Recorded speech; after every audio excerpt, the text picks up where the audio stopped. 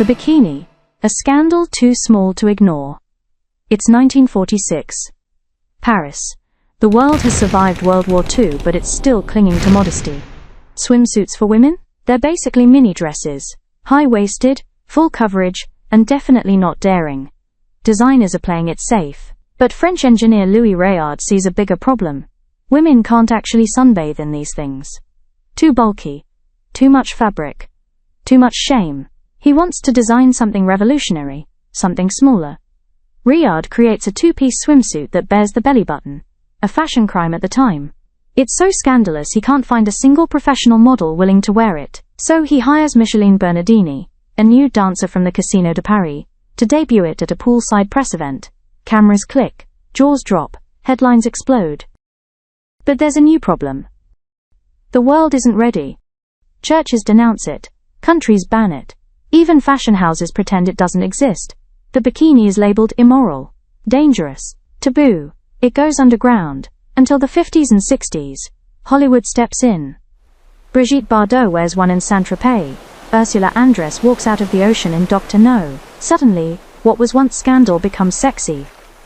Rebellious. Liberating. The final twist? Rayard named his design the Bikini after a US atomic test site in the Pacific, because he believed his swimsuit would cause just as much explosion. And it did. Let's go back to 1956. Sydney, Australia. A gym teacher stares out at a field of restless kids. There's a problem. They're bored. Unfocused. PE class isn't cutting it. He needs something. Anything. That'll get them moving, laughing, engaged. His solution?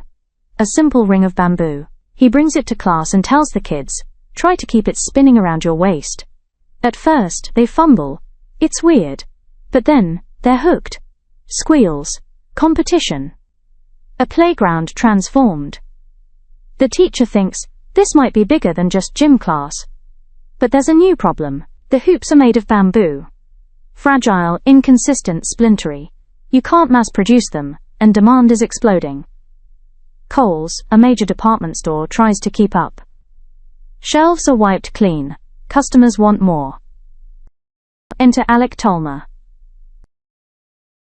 A Melbourne toymaker with a reputation for solving big problems. He's approached by Kohl's with a challenge. Can you mass-produce hoops that don't fall apart? Tolmer's answer? Plastic. Specifically, polyethylene. Durable, flexible, colorful. He creates bright hoops that don't snap, don't splinter, and can be made by the thousands. In 1957 alone, his company, Toll Toys, sells 400,000 plastic hoops in Australia. But success brings a new kind of tension. Toll Toys has ties to a small American company called Wham-O.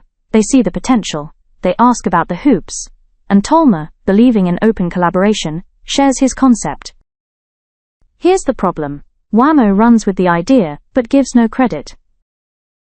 They slap a 98-cent tag on the hoop. Call it a hula hoop, drawing inspiration from the hip-swaying rhythm of Hawaiian dance, and launch it in California in 1958. Their solution? Marketing magic. Demonstrators at shopping malls. Free hoop contests. Within 4 months, Americans buy 25 million hoops. But with fame comes fatigue. Next problem? Fad burnout. By 1959, the craze is fading. The market is saturated. Parents are annoyed. Kids are bored again. The hoop is tossed aside. Yet it doesn't die. The solution this time? Reinvention. The hoop is reborn as fitness gear. As circus equipment. As street performance. Even NASA uses hoop-like rigs for astronaut training in zero gravity. And the final twist. The hula hoop was never new. Ancient Greeks used hoops for strength training. Native Americans danced with them in ritual. Egyptian kids rolled them through sand. The problem was never the hoop. It was how to make it exciting again. Wham-O solved that with plastic and play. Tolmer solved it with integrity. And all of us, whether in backyards, parks or schoolyards, kept that circle spinning. Let's rewind to the 17th century. France is at war. Louis XIII notices something odd about his Croatian mercenaries. They're wearing cloth tied around their necks. It serves no clear purpose, no armor, no warmth. Just flair. But there's a deeper issue here. Louis's court is drowning in sameness. Everyone looks noble, stiff, boring. He wants to stand out. Wants to create a new visual class system. He sees an opportunity in those knotted cloths. He makes the necktie a requirement at royal functions. It becomes a symbol of wealth, of elegance. The French elite call it la cravate, after the Croats who inspired it. Suddenly, everyone's neck is a canvas, and the tighter, flashier, more elaborate the tie, the more important you are. But then comes a new problem: the Industrial Revolution. Men start working in factories, offices, and railroads.